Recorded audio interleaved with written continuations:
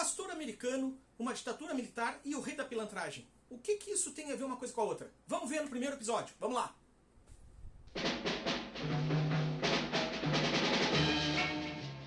Olá, você que está chegando a esse canal que está iniciando aí novinho, na primeira semana de 2024, a gente vai começar por um ano emblemático, 1968.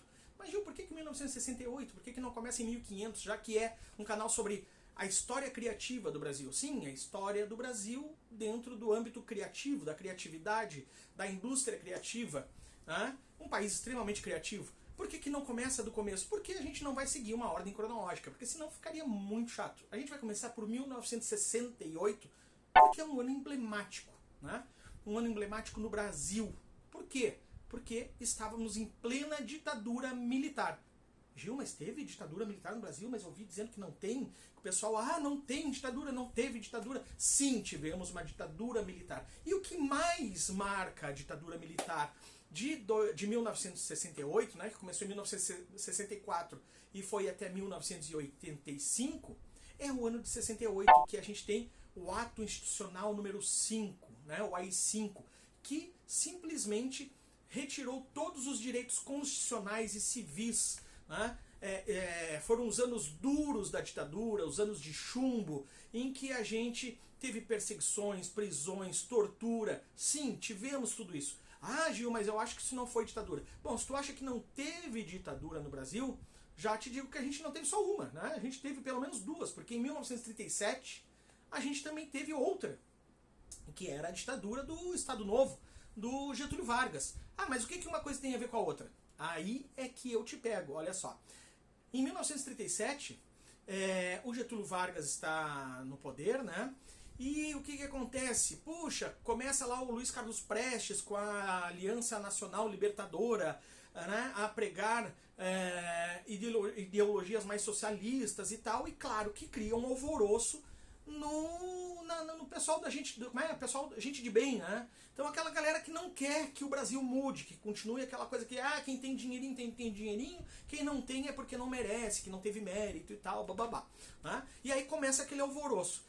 Só que o que se esperava dessas elites é que ia haver de repente, um posicionamento a respeito disso, tanto ou por parte das oligarquias da época, ou do lado dos militares, desde então, e surge um plano. Ora, veja só, um plano que parece que foi ontem, né? Que é o Plano Cohen. O Plano Cohen começa a divulgar e implantar na mídia, né, nos jornais na época, no rádio, e no burburinho entre as pessoas, que os comunistas tomariam conta do país, que esse país viraria um grande comunismo, que eles comeriam as criancinhas e tal, bababá. E o que acontece? O Getúlio Vargas fecha o Congresso e aí se institui o Estado Novo. Bom, o que uma coisa tem a ver com a outra? Pois bem, olha só, veja bem, quando a gente tem lá em 1964 o começo da ditadura militar, né, a mais recente, e se Deus quiser a última, a gente tem o João Goulart, né, como presidente. O João Goulart, ele nesse momento estava presidente, mas dentro de um sistema parlamentarista, né?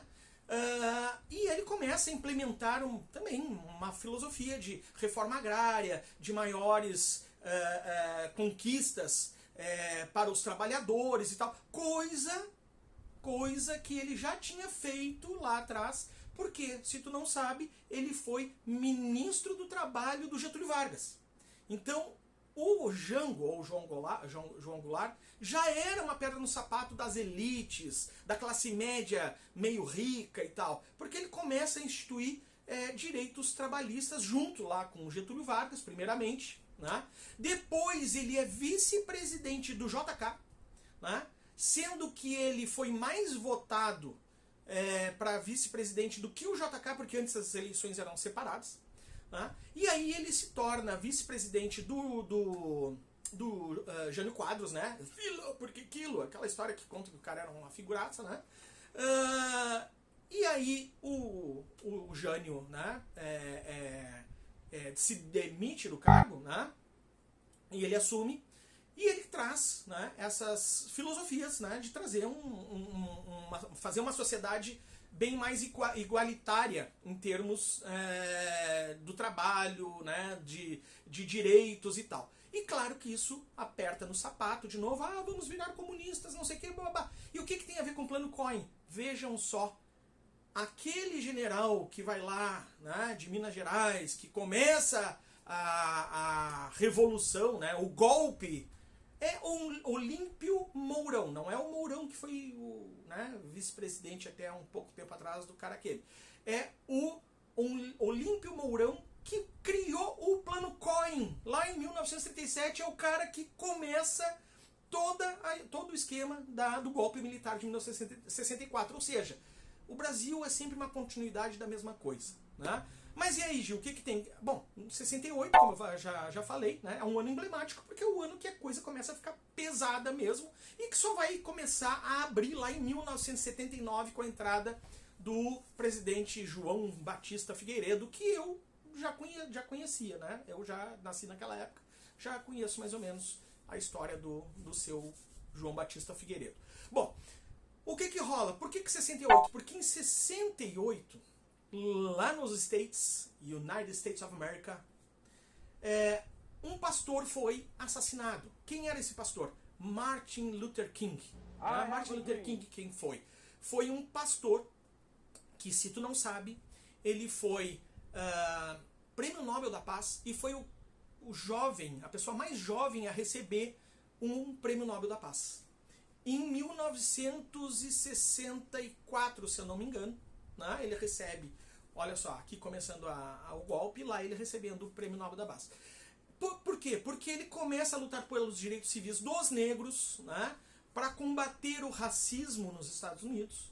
E como é que ele faz isso? De uma forma pacífica, inspirado nas ações do Gandhi, né, de fazer ações pacíficas. Ele, com marchas, ele acaba trazendo a questão do direito civil e do direito da raça negra nos Estados Unidos e acaba sendo homenageado com este prêmio em 1964, se eu não me engano. E aí o que acontece? Em 1968 ele é assassinado por um extremista branco, James Earl Ray, que confessou que assassinou e que não se arrependeu por ter feito isso. E o que tem isso a ver com a gente? Tem a ver que ele morre em 68. Mas em 1967, ele, o rei da pilantragem, Wilson Simonal, vai lá e grava nas barbas da ditadura, na cara do povo, ele vai lá em um auditório lotado, ele lança o seu tributo a Martin Luther King. E o que tem de legal? Um ano antes do cara ter morrido. Isso é que é homenagem, né? É o cara homenagear alguém enquanto ele está vivo. Né? E ele, mesmo sem ter passado ainda pela ditadura, ainda estava meio travado a música dentro da censura, ele vai lá, defende a música, faz um grande discurso de abertura ali, falando do filho e tal, que eu vou mostrar aqui. Eu compus uma música de parceria com meu amigo Ronaldo Bosco e intitulei Tributo a Martin Luther King. Martin Luther King é um negro norte-americano. O mérito maior de Martin Luther King é lutar cada vez mais pela igualdade dos direitos das raças. Essa música, eu peço permissão a vocês, porque eu dediquei ao meu filho, esperando que no futuro ele não encontre nunca aqueles problemas que eu encontrei e tenho, às vezes, encontrado, apesar de me chamar Wilson Simonal de Castro. Bueno, voltamos.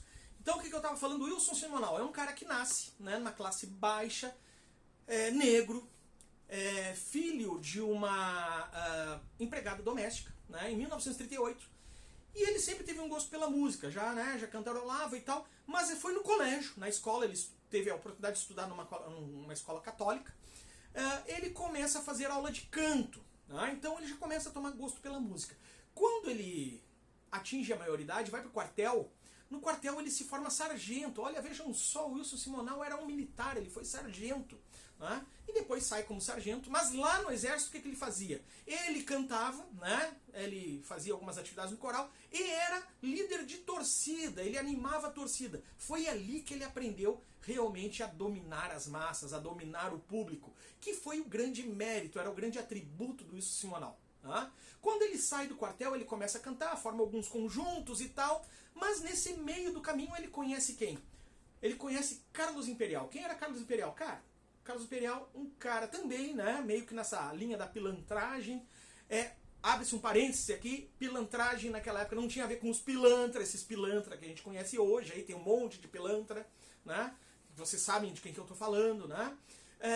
Mas ele conhece o Carlos Imperial, né? E o Carlos Imperial acaba promovendo a carreira do Simonal. Leva ele para cantar em alguns clubes, como Kruner.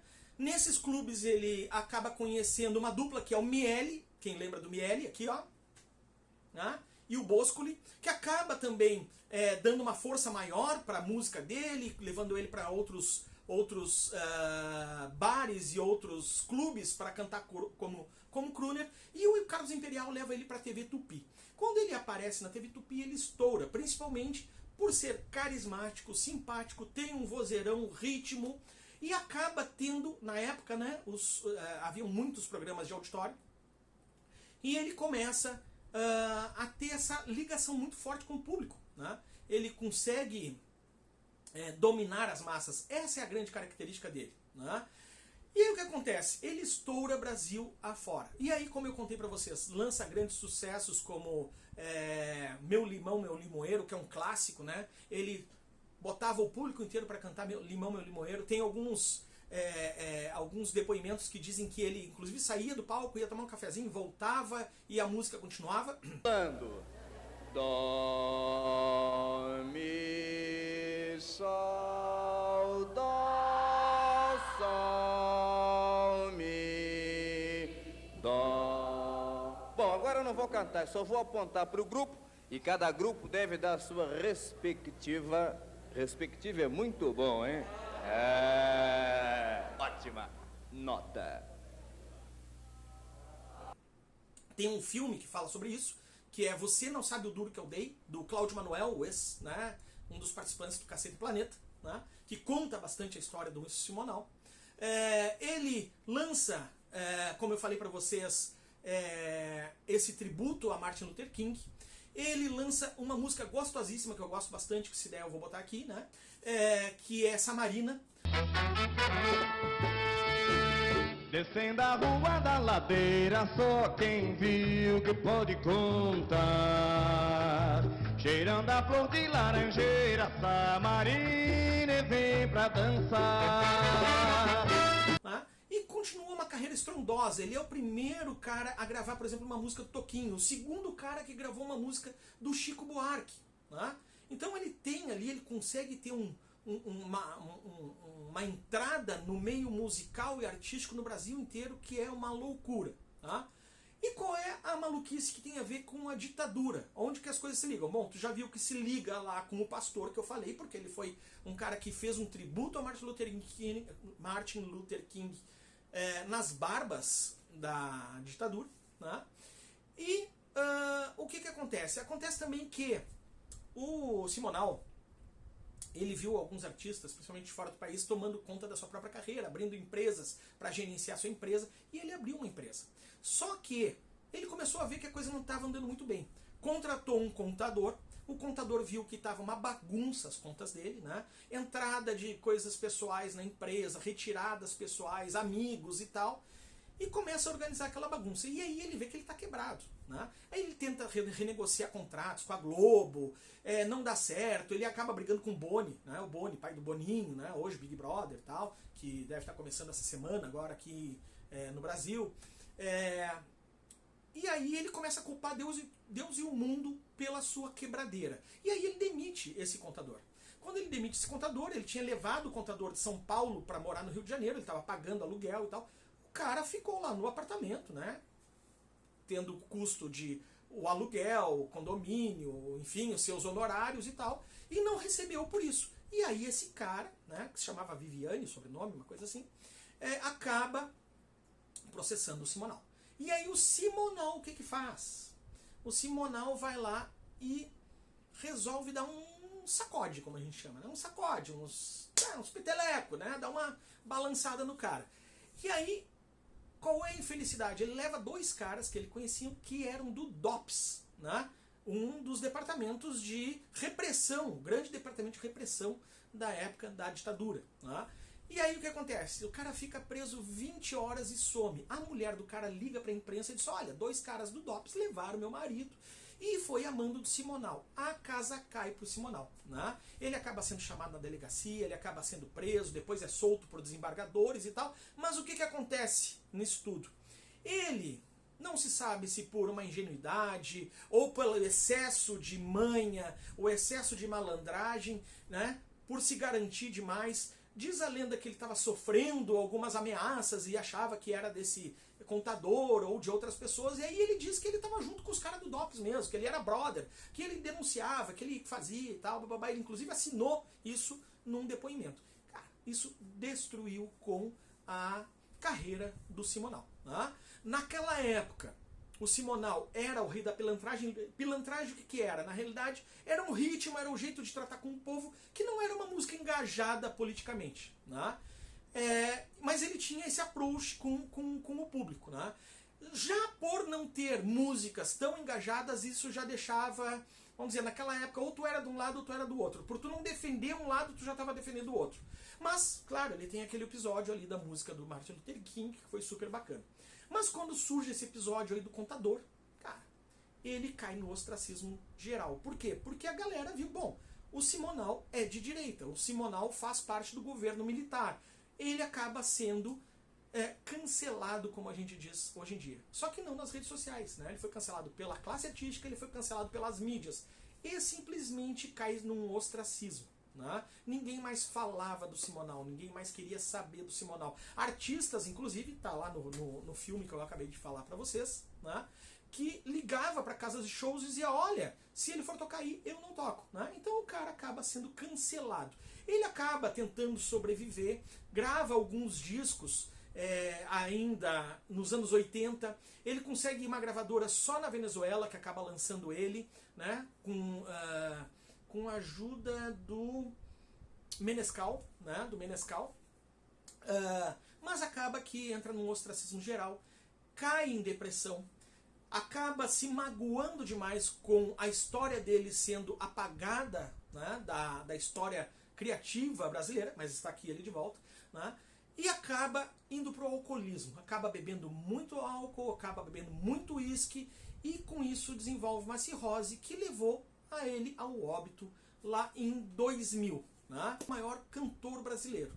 E por que também eu retomei hoje, começo hoje a história do Simonal? Porque a gente está na primeira semana do ano e na virada do ano em São Paulo, né, na virada do ano, lá na festa de final de ano, quem é que cantou?